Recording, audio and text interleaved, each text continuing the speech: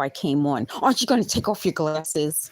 So anyway, this is what they said they're not going to stop. They said that the original people who did it, so meaning they don't have to stop for some reason. At one time they said they were in Israel, and a while ago they said they create the dreams in Israel and they have a computer that sends it over here to the US. So that doesn't make a lot of sense, but if it makes sense to someone, maybe you guys know. And there was someone who left a comment about data dreams, which makes sense. But again, a lot of this is stuff that they made up just so that they could surveil me and monitor me, which is when they say remote neural monitoring, this is part of the monitoring. So I want you guys to know that this is happening.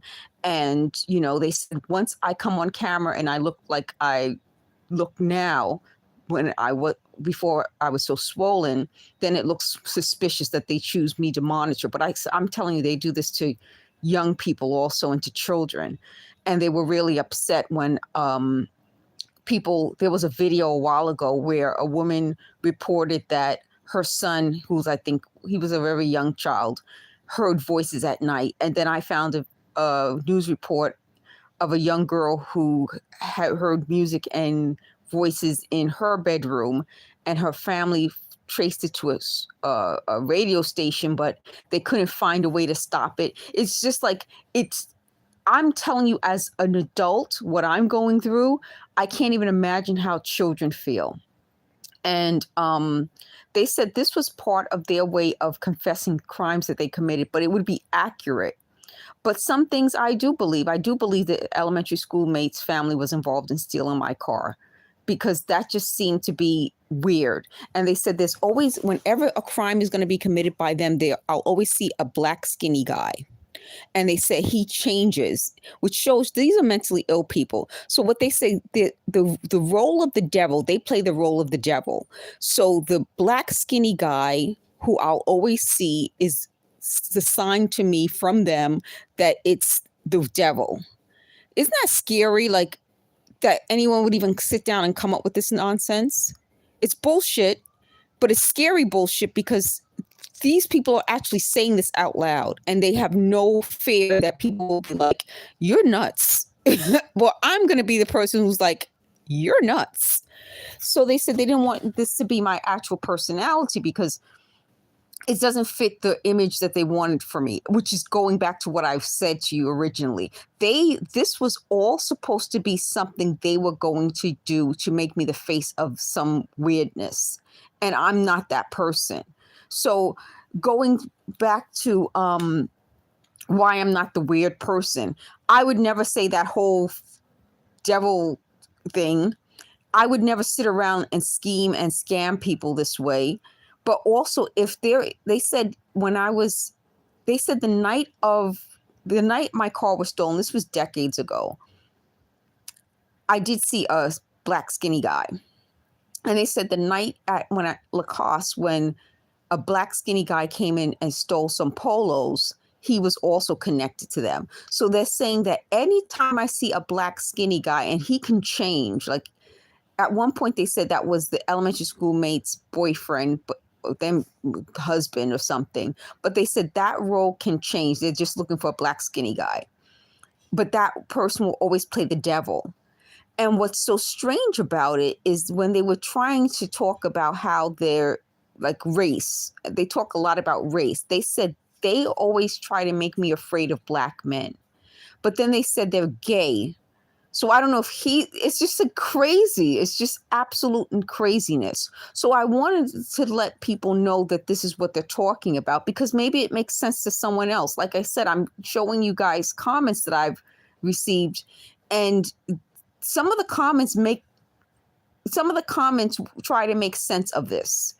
And some of the comments you can tell are from people who know what this program or system is. Why I tell you this is not a CIA program, which is partly what I'm saying.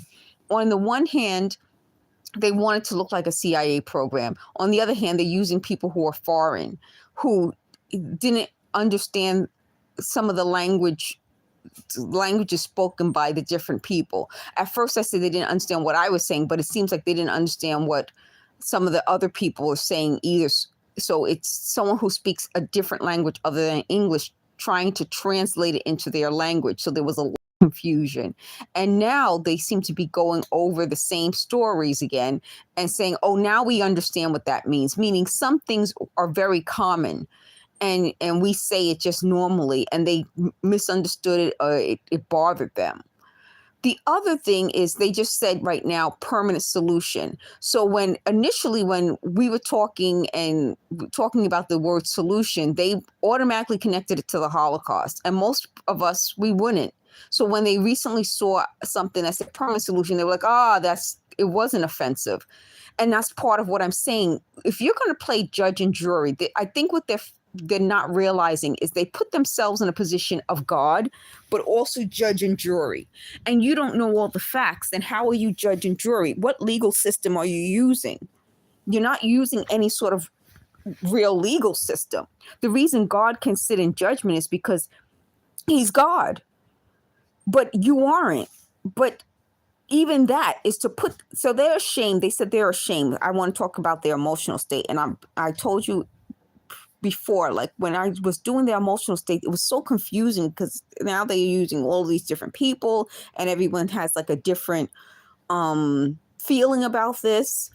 But their emotional state is shame. And they said, oh, in my name is the word shame. Well, the funny part about that is that again goes back to, someone said just now, an unnecessary connection. That goes back to how they think about things, like your name. If your name means something, like gematria, like your name means something, numerology means something, predictions mean something. They've put so much significance on all these things that you can tell there's some sort of mental illness involved, and they're upset, but it's legitimate. It's a legitimate thing. If you put so much significance on names and numbers, that there is a form of a mental illness there. And when I was going through videos, you'll see in a few of my videos from a while ago, I was going through what mental illness is this? And the common mental illness was OCD, obsessive compulsive disorder, which goes back to their fixation on me. And it's even mentioned in the Northbury papers that the character Tibby was fixated on Shamega. It goes back to OCD. Someone just said bipolar. It goes back to, there's another thing, I can't remember right now, but it goes back to mental illnesses. And when they said they're ashamed because their cultures have high degrees of mental illness, my culture doesn't. So for them, when they're trying to put themselves into my mind and pretend that they're me as part of their artificial telepathy, they're coming up with things that I would never think of. They're coming up with connections to things that I would never think of. Like someone just said lollipop trees. Like things like that. Like I would never think of that. That wouldn't even be something as part of my personality. So when they're talking about, well, their delusion was that these people who involved them with this they said they used the word money up. I don't really know what money up means, but they mean it to say like give them money, I guess. Would money up them. Give them money and they were going to come back in my life as so successful, which goes to show that that's a fantasy. A fantasy world is like, I'm going to show up and I'm going to be so successful that you're going to just want to be a part of my life, or you'll have some sort of reaction to it, as opposed to, no, this person doesn't want me. Let me avoid this person. I don't have to money up myself to be a part of this person's life or to make them feel something towards me. So when maybe half an hour ago or less, they said that I seem cold.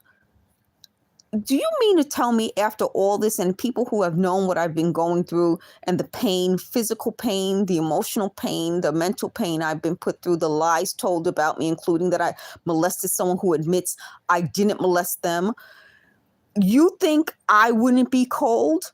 I should be beyond cold at this person, at these people. beyond cold. So they said, well, that was their test if I'm a good person or not. Again, a mentally ill person who doesn't understand that once someone falsely accuses you of being a child molester, there is no relationship with that person ever. Because they put their names out publicly and at one point repeatedly said their names because they wanted to be part of this, I have no reason not to put their names on YouTube publicly. I'm allowed to because this was public and it's out loud and I've proven that. So the idea that they said they're going to try to force me to take their names off my channel, absolutely not. It was the only way to protect myself from people who threatened out loud to shoot me, to shoot my mother, said these repeatedly, like even recently in the last few days before things happened, they were repeatedly saying names and shoot. And like I said, for people who hear voices who are mentally ill, that's out loud and they are really hearing voices tell them that. I'm not mentally ill. I'm recording it and I'm hearing voices say that. Which goes to show that this was the program. The program was so that I would feel like them and be ashamed and not say I'm hearing people talk about this and not try to prove it. And when something happens, I would be the one saying, damn, I should have said something, but I can't say anything because people will think I'm schizophrenic. That was the real program. So the shame they're feeling now is that they're exposed to being the people doing this to people with no feeling, no care in the world, and can keep doing it repeatedly, daily, over and over and over again.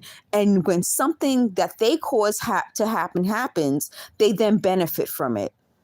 They then move in like they were the good people of the world. So someone just said, tell a story that they're just telling right now, so I don't have to tell it. So the whole point is, how do you do that? How do you, as a human being, do that to someone? And especially do that to someone that you claimed you cared about, but you really didn't. And you put it out loud. And the people who know the truth, because there are people, because they called people and asked them to get involved in this, the people who know the truth should be picking up the phone on a regular basis and calling the police and calling the FBI and saying, this is happening. I have no idea why this is taking so long to stop. So they tried to say that years ago, when I graduated from Fordham in 95, they said I worked at Loman's. And they said one time I wore like white socks with white shoes. I don't remember white shoes, but white socks or whatever. And they said I looked like a nurse. And that tells you how long ago that was, because years ago nurses wore uniforms like that. And they said, didn't you not wear those socks again or something like that?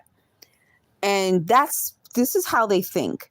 So in their minds, that's connected to, if they tell me something, I won't do it, or if they tell me something, I will do it. Meaning in their minds, they are responsible for my life and the things that I've done, because if they said something to me at any point, someone just used the word influence. It's beyond influence. It's mind control. It's manipulation. It's saying that if they at any point say something to me during my life, well, look, we're controlling her. And that goes back to their mental illness, as I'm trying to prove that, yes, this is a form of mind control, similar to MK Ultra.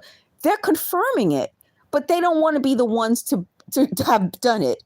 Well, if you're saying you did it, then you are the ones who have done it. So every time I say these are the people involved, they get upset, but they're confirming that they are involved.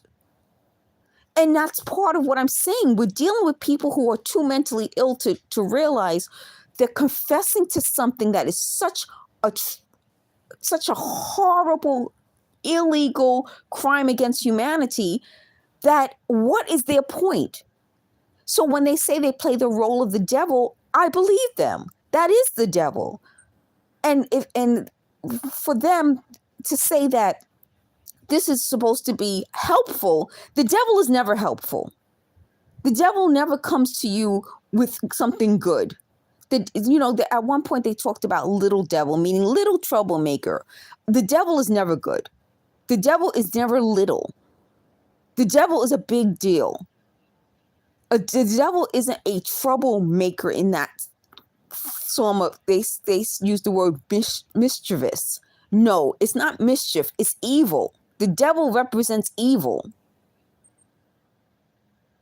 So I'm going to let you guys listen, hear what they're saying, hear the sounds, and you guys will know what this is like. I have a fan on, so you'll hear a sound of a fan. But again, hopefully their sounds will come through also.